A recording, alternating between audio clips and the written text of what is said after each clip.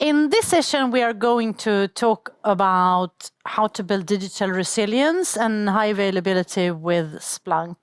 And today I'm happy to welcome Maria Nyström, my colleague and account manager in Sweden, who will share some great example from customers doing just that. So welcome, Maria. Thank you, Marie. So if we start off with that, so Splunk are known as best in class in log, right? Is Splunk just about logs? Well, Splunk definitely has its strength in working with log data, as we many know. We have a unique way of ingesting and analyzing unstructured data. But Splunk is much more than this today. Through a number of acquisitions that has been tightly integrated to our platform, Splunk is today leading within all three main data types for observability, which is log, metrics, and traces. Okay, so how does customer benefit from that?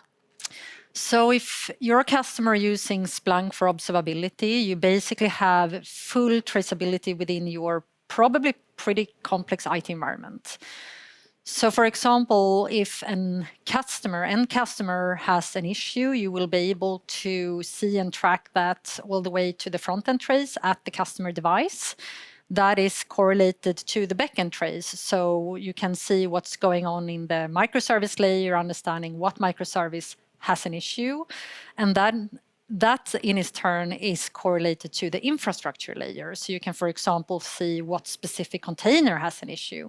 And if you need to get context around that event or incident and look into the logs, you will have an automatic correlation to the correct log lines. So you have the full traceability over log, metrics, traces, which is basically what we call observability. Okay, so you have a lot of customers. What do your customers who have chosen Splunk for observability have in common? So customers that choose Splunk for observability, they tend to have a very high focus on high availability of their services. So basically, if one of their digital services goes down, it means that you have a high cost for the company. Also, customers that invest in an observability platform, they tend to have not only a complex IT environment, which most companies do today, but being mature when it comes to working with the cloud-native environments. Okay, so can you elaborate more about, you say cloud-native, around cloud-native?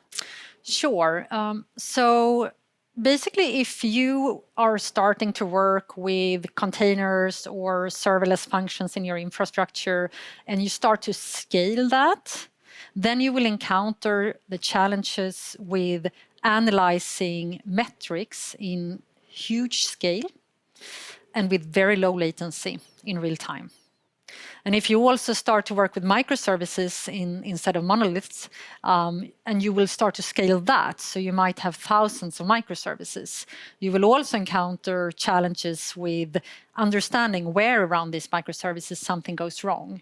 So if you're going to be able to handle those challenges, you basically need an observability platform that is purpose-built for this type of cloud-native environments. And here Splunk can help.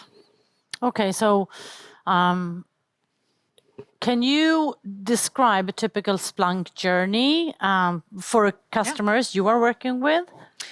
Sure, and I mean now we talked a lot about observability, and I mean Splunk is leading both within observability and security, so resilience overall.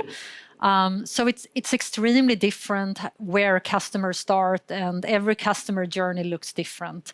It's pretty common they start within IT security, or they start within the IT operations or the DevOps area. But then customers tend to grow, and it's really the customers themselves that start to build more and more use cases on Splunk. So what kind of use cases? Can you give some examples or?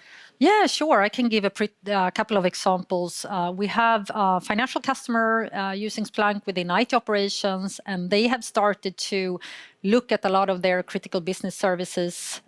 For example, they are seeing how they're handling the mortgage cases and how long time it takes to handle a mortgage case, or how many customers they have in the queue. Another streaming customer, they have started to do pretty advanced analytics with machine learning to understand, is it a human entering their platform or is it a machine? So basically the fraud use case. Third example that comes to my mind is a media company, and they started within IT operations, but they realized that we could actually replace our BI platform with Splunk. So now they are doing all their customer behavior analytics with Splunk as well. So there is a saying within Splunk that is, the answer is yes. What was the question? Can you give an example of a customer case who has expanded their Splunk adoption? Yeah, sure. Every customer starts somewhere, right? One common example is financial company that I work with. They started within IT security, basically using Splunk for their security operations. Then they realized within the IT operations team that we actually need to look at the same data in our analytics. So they also started to use the same platform, analyzing the same data for their purposes. Then today, they are actually expanding this to doing the complete monitoring of all their business services in the company. So today they can see how all their business services are performing, and they can relate any issue down to the application layer and the infrastructure layer. So they basically use Splunk as a complete control tower of their internal IT.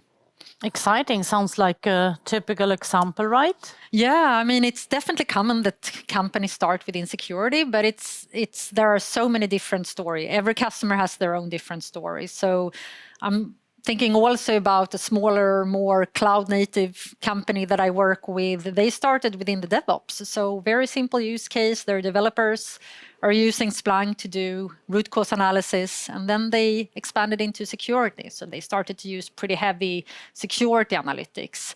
After that, they realized the power of having log metrics and traces in the same platform. So today they actually use Splunk all the way from the front-end traces, the real user monitoring, to the backend traces, the application monitoring, to infrastructure monitoring metrics and logs. Great. Sounds interesting. Thank you so much, Mia, for coming here today. Before we end, is there something that would you like to let those who are listening today and seeing this to take with them? Well, I mean, go into splunk.com and understand more about what we do. Visit us at any events or contact us. We're happy to stop by and talk about what we do with our customers. So thank you, Mia. And to all of you, thank you.